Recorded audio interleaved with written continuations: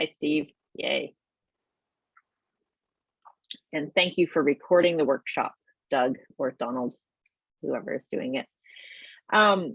So this is a game where you choose a leader, and you choose your leader by looking around at the people with you. So those of you who are in person, can you get kind of in a circle so the in-person folks, you can see each other and be able to choose a leader, but don't look at them, don't stare at them, don't tell them that you're choosing them as a leader. Just subtly make that choice with subtlety. And of course on Zoom, we can't tell who's looking at who. And I want you to choose a move that you can make from just with your face, your head, your shoulders, your hands, just shoulders up sort of move or expression. So you might go like this with your fingers in your ears, you might put on binoculars, you might go like the scream or something. So I want you to have your pose in mind that you're going to take when I say 3. And then as soon as you take your pose, you look at your leader and you look to see what pose they're doing, and then you do your leader's pose. And so then your leader has also changed poses because they're looking at their leader. So then you do what they're doing. And then you keep looking at your leader and you keep changing your pose according to what they do. Is that clear?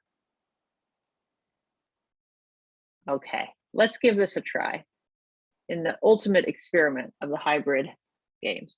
So on the count of 3, 1, 2, 3, strike your pose. And then do what your leader is doing.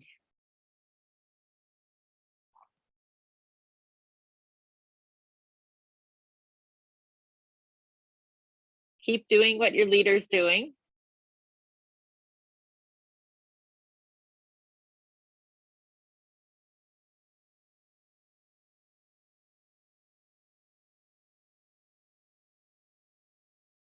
Looks like there's a lot of movement going on in the sanctuary with our, it looks like we're kind of finished.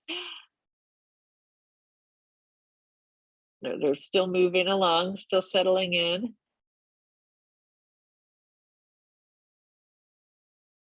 All right, folks in the sanctuary, have you reached a point where most of you are in the same pose? Doug, can you nod if it's true? I think the question I had was whether we change our leader along the way. No, you keep your leader, same leader. It looks like in the sanctuary, does everybody have their hand like me? I can't hear, I can't quite tell. Doug, nod yes or no. Does everybody have their hand like you do? Yes, yes, okay. Whoa, look at that. That turned into like, that happened so fast. You went from all these different poses to just one. And online, a few of us had this, but some of us had different ones. That's amazing. So, okay, let's try this again. Choose a different leader and a different pose this time. 1, 2, 3.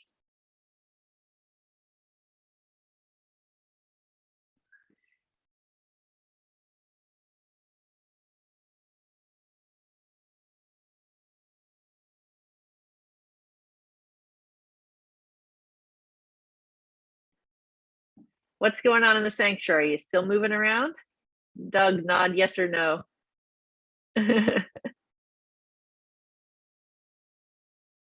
Still moving around? Oh, you got it. You got, oh, okay. I see. There's just like a couple of different poses that you have in the sanctuary and a couple of different ones here.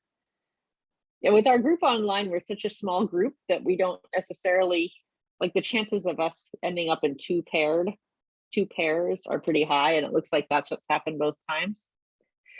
But in the sanctuary, you have more and more people. And look at what's happening.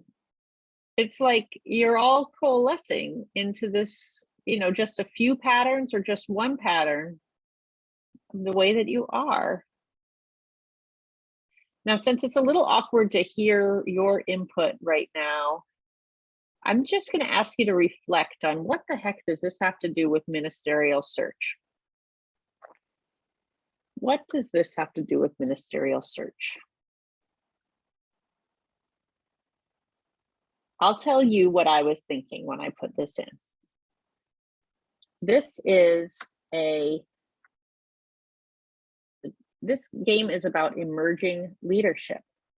So each of you choose a leader, right? And you look to each other for leadership.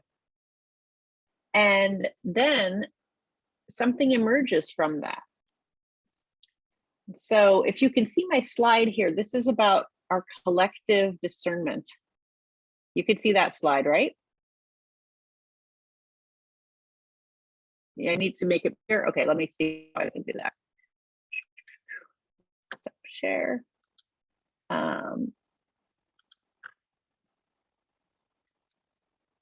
Does that work? Okay, good.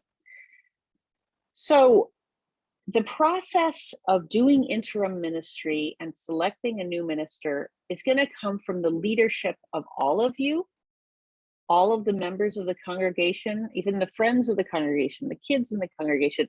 Your whole together, you're going to be discerning who you are, what you need, and who the best fit might be to accomplish those needs, that mission, that vision going into the future based on who you are now.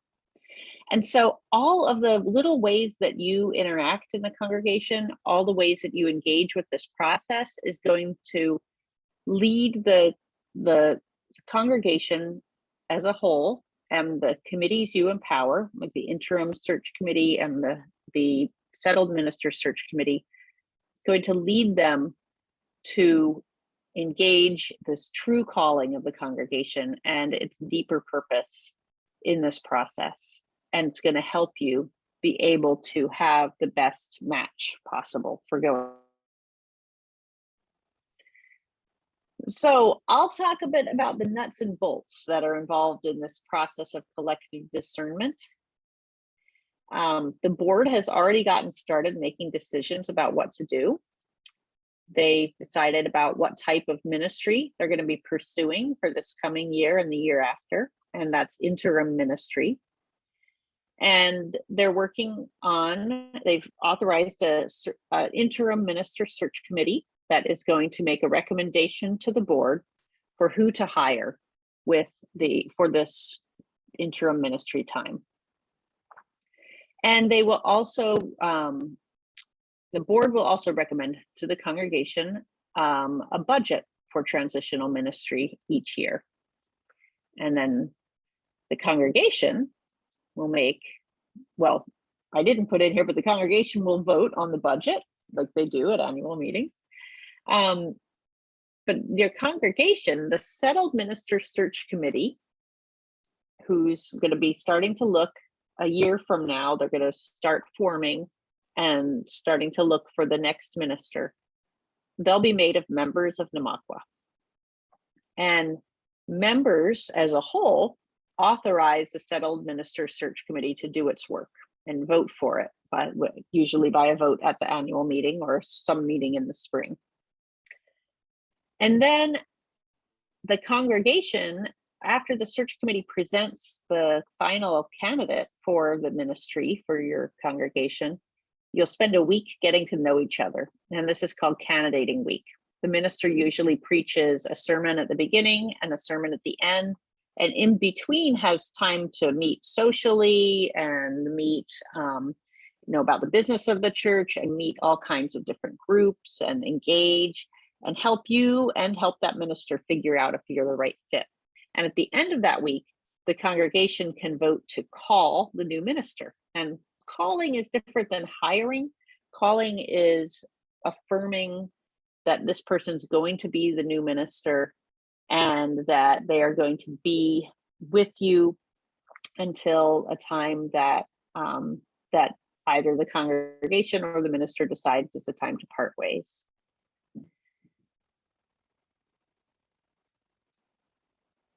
And all those decisions that I said about who the minister will be are in 2023-24. But how much what decisions will the congregation in general make in this coming year, 2022-23? You will each decide how much you will engage in the transformational possibilities of interim ministry. Because the time of interim ministry, and I'm sure Robert Latham made this point to you when he spoke to the congregation, is interim ministry is a time for the whole congregation to get to know itself and to be able to say goodbye to an old minister and make a place for a new minister. And that new minister would be the relationship with the new minister would be based in the gifts of who you are at that time. So the way that the search committee is going to get to know is from more and more people in the congregation really engaging with these possibilities. And this first year that's going to be coming up focuses on grief, grief for the time with Laurel, saying, and grief is a process, not just of feeling sad, but also claiming what we had together, holding that, remembering that, and recognizing that that chapter has passed and we're moving into a new chapter of ministry. And also the first year focuses on knowing who you are as Namakwa. And it's good to do some of that work before you select the settled search committee. So that's why this process typically takes 2 years.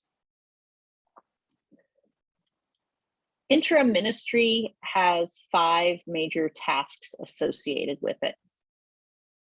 So as I mentioned, one of them is claiming and honoring your past, also helping heal your griefs and conflicts. One thing I know that there's been some conflict with Foothills Church, and some of that is starting to be engaged right now. But there can be continued time of engagement with that conflict and working through it and getting back in good relationship with neighboring congregation during this time. Also having a chance to illuminate your unique identity, who you are as a congregation, your strengths, your needs, your challenges. Also clarifying the multiple dimensions of your leadership. And some of that has to do with you've grown and changed over the last decade with Laurel, and who are you in terms of the way you govern yourselves, the way you structure committees, the way you get leaders involved, and does that fit who you need to be going forward? Or is some of that left over from how you were when you were a smaller congregation or a less active congregation? So there's ways of looking at what's our structure that we need for leadership going into the future. It's also a chance to renew connections with available resources, both within and beyond the UUA. Sometimes congregations, I know your congregation's been really involved in the community, but sometimes congregations need involvement in the community renewed. Sometimes they need just a sense of connection with other places renewed because they've been feeling isolated, all of those things. And then renewing your vision, strengthening your stewardship, like your financial stewardship, your building stewardship, preparing for new professional leadership, and engaging your future with anticipation and zest. I like that word, zest. But I get a feeling you're a congregation that has a fair amount of zest already. So I'm not too worried about you on that point. So the timeline. Now we're in the phase of application for interim ministry, hiring and preparation. And when we get to the Q&A time, someone from the interim minister search committee can tell you where they are in the process. But where I think they probably are is having the congregation's record ready to post by April 7th, so that interested ministers can start applying at that time. And then they'll get names of interested ministers toward the end of April and be able to make a choice from that of who they would like to hire. So then August 22nd through, August 2022 through July 2023, we'll be focusing on the 5 tasks in interim ministry. And then probably next May, this schedule's up to you, but probably about that time, you'll be electing a search committee from the congregation.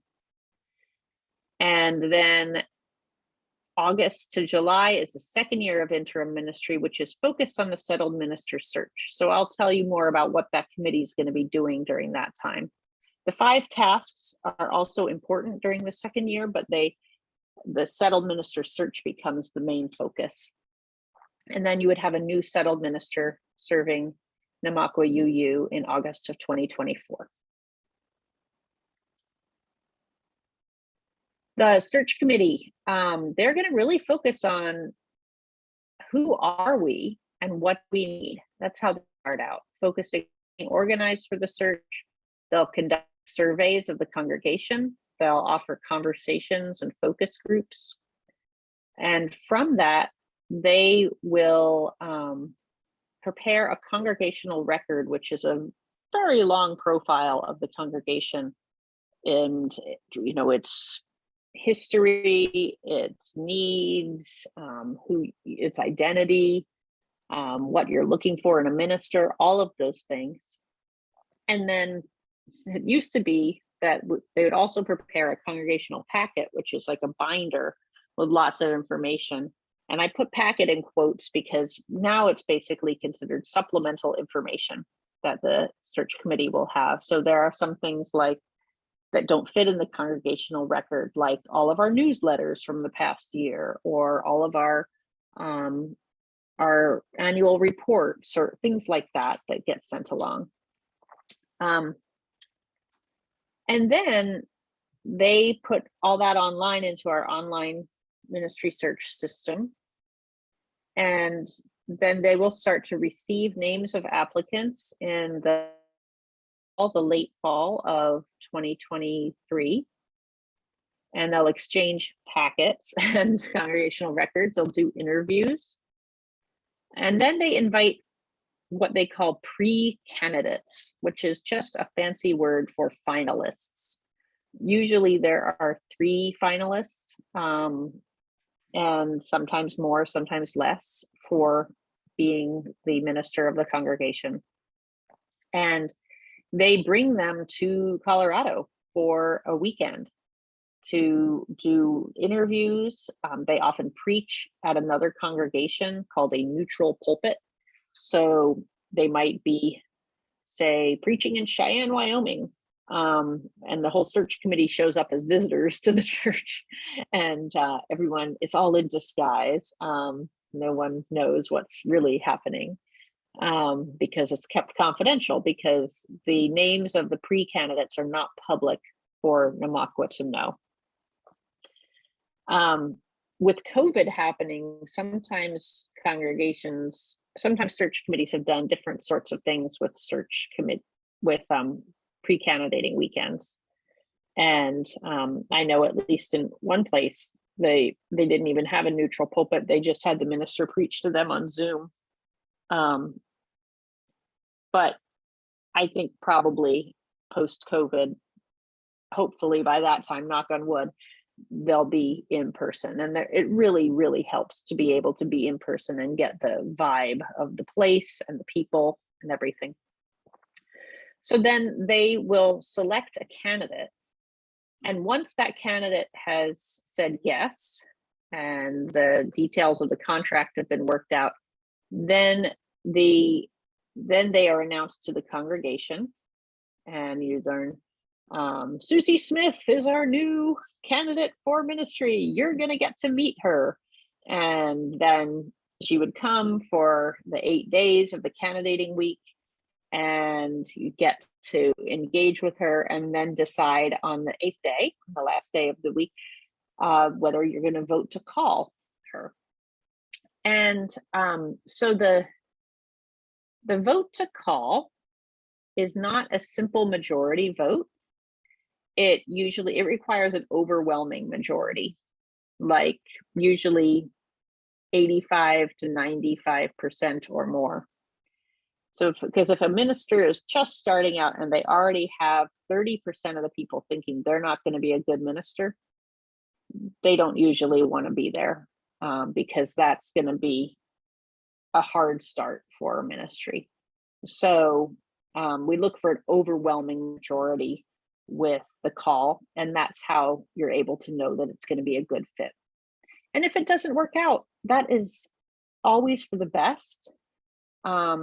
Say if you have a minister who comes and the chemistry is just not right during candidating week, you need to be honest about that, because it's much worse to try to say yes and then have that ministry really not work out. And I've seen congregations do that before. It wasn't good.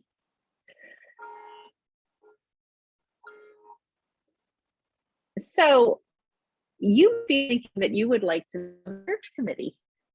You have about a year to think about it, but what I want to just plant some ideas in your mind about what qualities are good for this. For the search committee, having someone who's a team player, who is committed to consensus and engaging with people in dialogue and conversation until they can find common ground. Someone who has the time to be involved and is willing to give up other commitments. Like usually people don't serve on the board and the search committee at the same time. So sometimes people step down from the board to serve on the search committee. It's very time consuming being on the search committee. So someone has to be able to use that time. Someone who has a good overall perspective of who the congregation is and a commitment to it. Also, a commitment to UU pluralism is a good strategy. It's really difficult when there's search committee members who are only committed to pagan forms of UUism, or only committed to Christian forms of UUism, or humanist atheist forms of UUism, and they don't respect the religious diversity within the congregation. So someone who is able to not just come in looking for a minister with a certain theological mold or way of doing ritual, someone who's more interested in what's going to serve the congregation than their own thing is important. Also that they have a history of UU involvement, that they understand what they're doing and who they're doing it for, that they also have the confidence of the congregation. And there are some great processes that that other congregations have used to select search committees so that they are people who are very trusted by the congregation. And they also need to know how to maintain confidentiality. And one of the hardest things on search committees, I was just talking with folks at First Universalist in Denver, because they're about to call a new minister, and the spouses of the people in the search committee don't even know how it's going. You know, they have to maintain confidentiality from even their spouses, and it's hard, but it serves the congregation the best to not have stories getting out about, oh, this person was under consideration and then this person dropped out and da da da da da. It just serves to divide people when that happens. So then, of course, this is somewhat humorous, but whose gifts would best be directed elsewhere if they came forward to serve on the search committee? And that is someone with rigid requirements related to the identity of the minister. And that's not just theological, but that can be like, I really only want to hear from a woman, or we need someone who visits every single person in the hospital within a day, or whatever their rigid thing is that they're not going to budge from. Got to be careful about that. Someone who values being right over being in right relationship. You've probably known some folks like that who will argue things to the point where relationships get destroyed just because they really want to be right. That's not a great quality for a search committee. Someone who doesn't affirm the congregation's commitment to diversity and inclusion, no. Someone who's shown an inability to follow through on tasks, they're not reliable. Mm-mm. Someone who has a genius for creating drama, dividing people into victims and heroes, and of course they are always the victim or the hero, never the bad guy. No, you don't want that. And also someone who's disliked by a lot of members, even if they're liked by a lot of members, if they're one of those controversial personalities where a number of members are not going to be respectful of what they say or do, it's not a good idea. You want folks who are really well respected in the congregation. So I'm sorry this format has so much of me talking before I get to hear from you, but we will proceed. What's next? Right now, your focus is a goodbye. A goodbye that honors all that you've shared with Reverend Laurel for these several years, and it will be painful because these relationships are real. It's a grief process, saying goodbye to a minister, but it can also be a really good process, especially when you've had a really great ministry together and the person is retiring. It can just be a lovely celebration in addition to just being real with each other.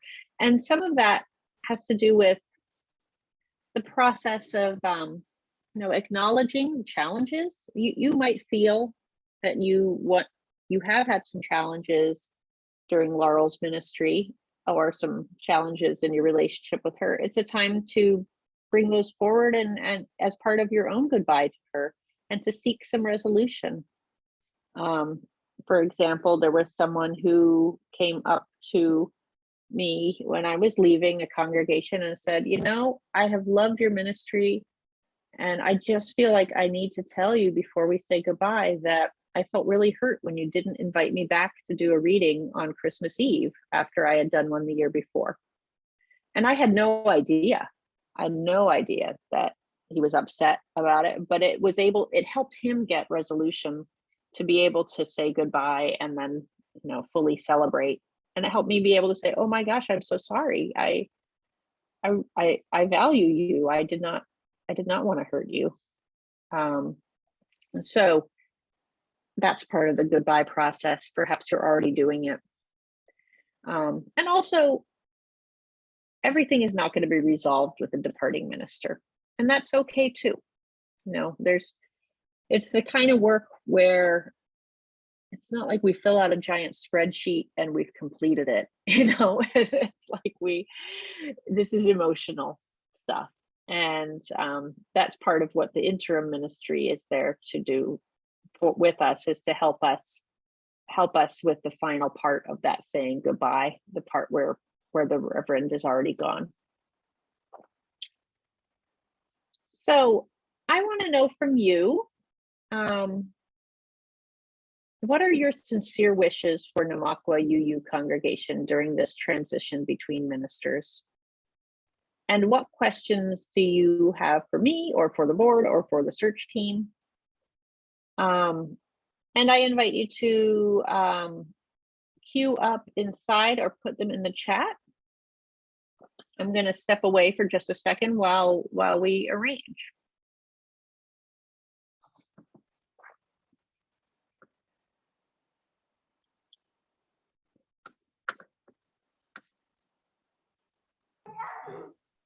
Sarah, we're going to turn you down and then so you can hear us, if that's okay. And if you want to speak, wave your hands, and we're going to have to do this in kind of a on-off. We're going to have to move the mics on and off so we don't get feedback here.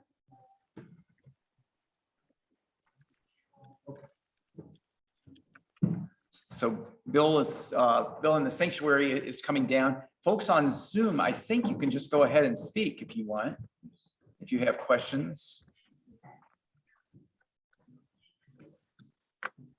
I'm going to mute myself. Oh, And Sarah, we've got you turned down.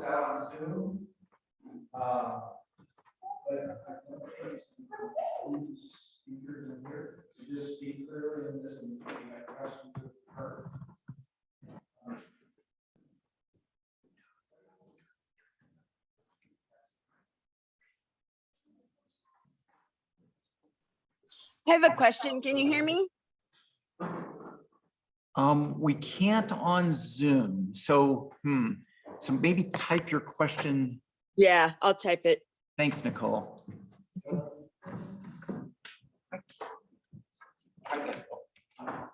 Yeah, you're coming in.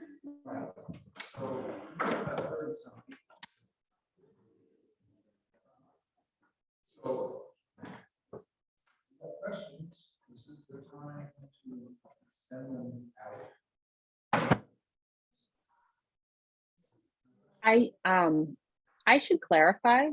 I saw the newsletter says this is 2 hours long, but this is just 1 hour long. So we have just about 20 minutes. The question was, do we have an interim search in place? And we do. Should I answer Nicole's question? Let's see. So you should be hearing Bill, Sarah, are you not? No, I'm not hearing Bill.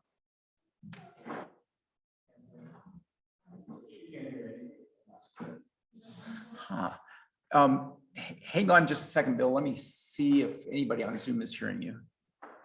Because if Sarah's not hearing you, I don't think anybody. I'm hearing you through the Zoom headset. John, are you hearing Bill? Did you hear Bill talking? No, you didn't. Yeah, you didn't hear.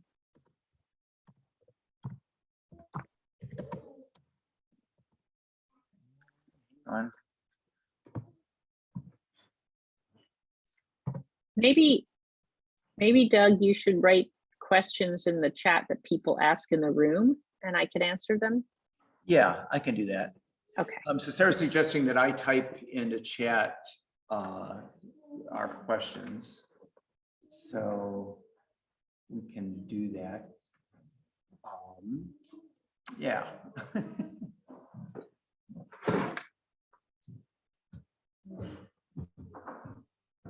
So, okay, go ahead, Bill. Do we have questions here?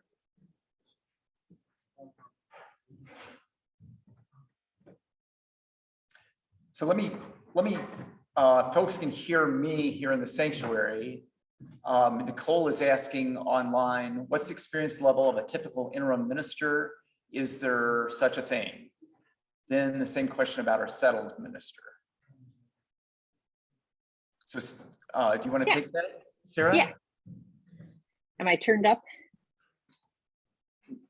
Just a second, you are now. Okay, great. So the experience level of a typical interim minister or settled minister varies. We have some people who are accredited interim ministers and accredited interim ministers in training. They tend to be the most experienced. And I believe Robert Latham has that level of training and experience. So when he talked to you about it. And then there are some people who do interim ministry not as their specialty, but because it is convenient for their location and their career at that time. But those folks are able to attend an interim ministry training in the late summer, early fall of their first year. And they get support through online engagement and with our transitions office for people who are doing interim ministry. And similarly with the settled minister, there's a whole range of experience. I think congregations that are on the smaller side and therefore have less pay than the larger congregations can sometimes attract folks more likely who are newer to the ministry. Like Reverend Laurel was new to the ministry. but of course not, she was not a spring chicken. She had had a whole other career before coming. She turned out to be a wonderful match. So it doesn't, you know, you'll see what, who you will attract. And being in Colorado is very attractive to a number of ministers. A lot of folks have family on the Front Range and want to be near them. I see another question asking, does an interim minister ever become a settled minister? A different congregation maybe, but not the same congregation. They agree, and the board agrees, that they are there to be an interim minister and that they are going away after their interim ministry is done. It's actually, it's been a, how do I say it? Just the collective wisdom that's emerged from UU congregations over decades is that ministers are more likely to do good work as interim minister if they are not staying. So one interim minister told me that her job is to take the well, she was doing interim ministry after Susan Frederick Gray left Phoenix to become the president of the UUA. So she said, my job is to take the Susan-sized hole from this congregation and transform it into a hole that is the right size for the new minister that they need in this day and age of who they are.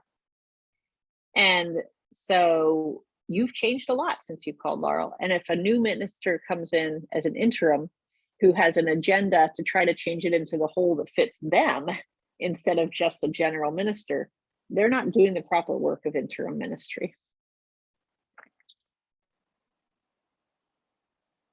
All right, questions in the sanctuary.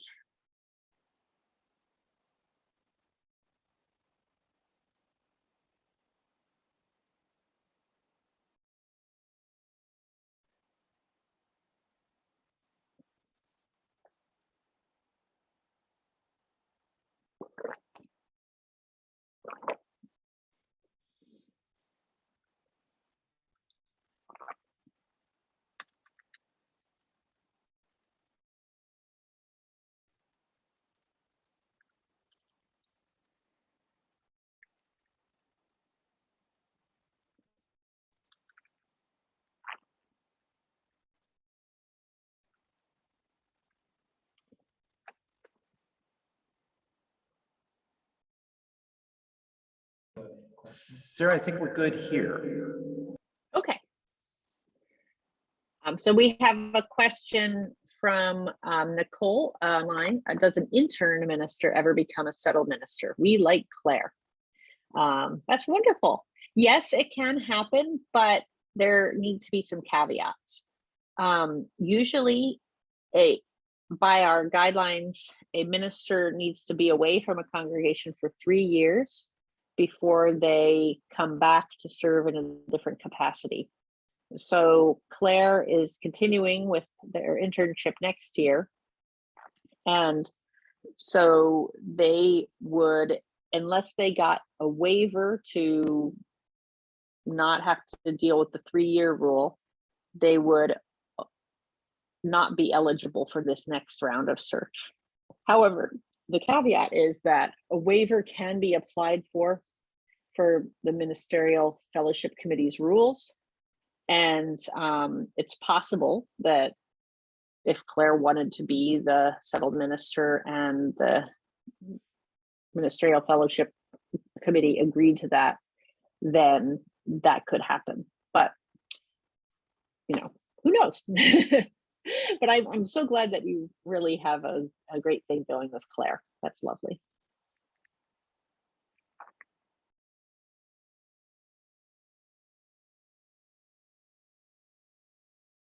Does someone from the, are there folks in the sanctuary who are on the interim search committee team? I wonder if they could find a way to talk at the computer, or something so that they could be heard both in the sanctuary and online? All right.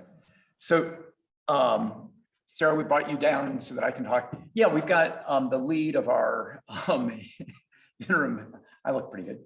We've got the lead of our interim ministry search committee here, and he was going to speak after you have finished.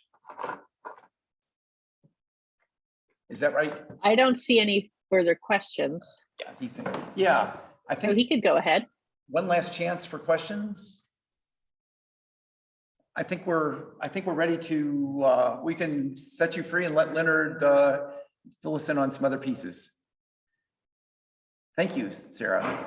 You mean cutting off the Zoom? Well, or? you're welcome to say okay. that. I was just Yeah, no, I think the other folks on Zoom want to hear, so I'm staying, and I have Okay, very good. I have a closing reading after Leonard. okay. So Okay. you get mic to Leonard. Okay, and then turn her down. Yes. So we're going to turn you down, Sarah.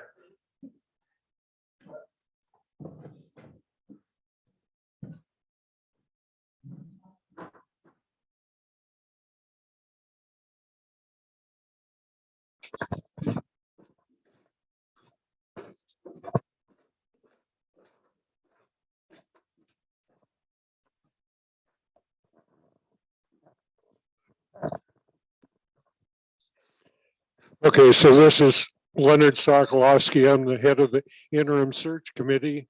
We formed the committee in December. Brian Jarvis, Carol Barnes, and Brenda Christensen are the other members. And working with the UUA and with Sarah, we've gotten good leadership. What we're applying for is like presenting our resume to put it out for possible candidates. So what we're down to about the final stages of getting information, which we will submit online by April 7th. So this is our resume, and it's basically 14 or 15 pages long. So it covers our history, who our staff is, who's on the board, what our strengths are that we perceive. We've had a summit meeting last fall. So at that, we gathered in what people wanted in a new interim minister. So we took those into account, and we have contacted several people in the church getting information. So in regards to Claire, he needs a fully fellowshipped minister for him to be here next year. Otherwise, he would have to look at it, find another congregation. So we're putting that in our application. That is a very strong requirement that we want. We'll be doing a lot of interviewing and reviewing things in May, which will be our busy month. April 7th is when we have to get our congregational record into the UUA. Then the interim ministers meet as a group towards the end of April. They then review and send out who they're interested in. And hopefully then we would get that list and send back who we are interested in. And hopefully they would pick us over another congregation. So during May, then we will be reviewing who's interested in us. Sarah told me she'd had a couple of inquiries in December about us, and the people in Boston told me they'd had people already inquiring about us. So as Sarah said, you know, the Front Range with 300 days of sunshine, Rocky Mountain National Park, this is an attractive area. You know, so we have to list the demographics of our area, you know, how big is the town, what's the median income, et cetera, you know, what's pleasing, what would attract somebody to come here. So, and then we put in in the application what we desire, what strengths would we like, coming out of the interim minister. So we're pretty much on top of it. I think my wife is retired tech journalism, and was an English teacher. So she's been kind enough to go through everybody's writing, all 4 of the members. We divided the congregational record up. So each of us had an area to write up. So now Cherry is collating all of that and getting it down to the right, dotting the I's and crossing the T's properly. So we'll be turning that in probably next week.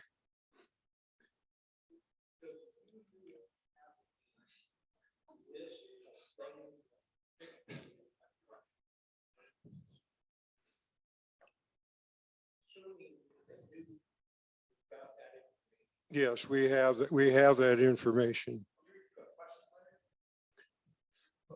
Oh, the question was, does the UUA present what we would like out of a minister, right? Or the things that would yeah. So the question was, does the UUA send out a list of what would be attractive in us to an interim minister?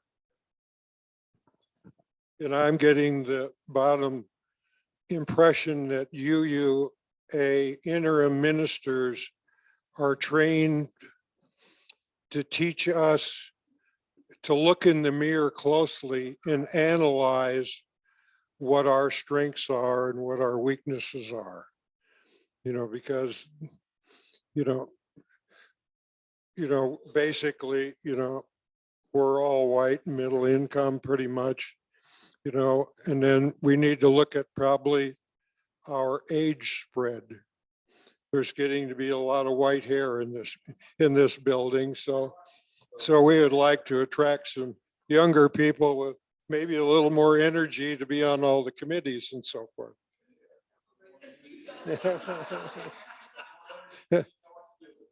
Yeah.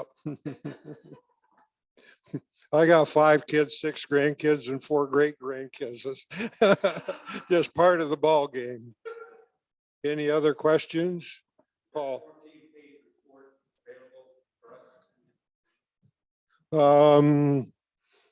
Probably not. We had the 4 people go through, and we sent it out to some people in the church to peruse also.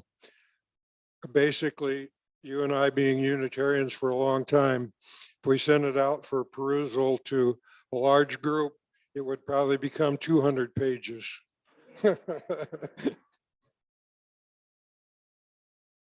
that's all I have.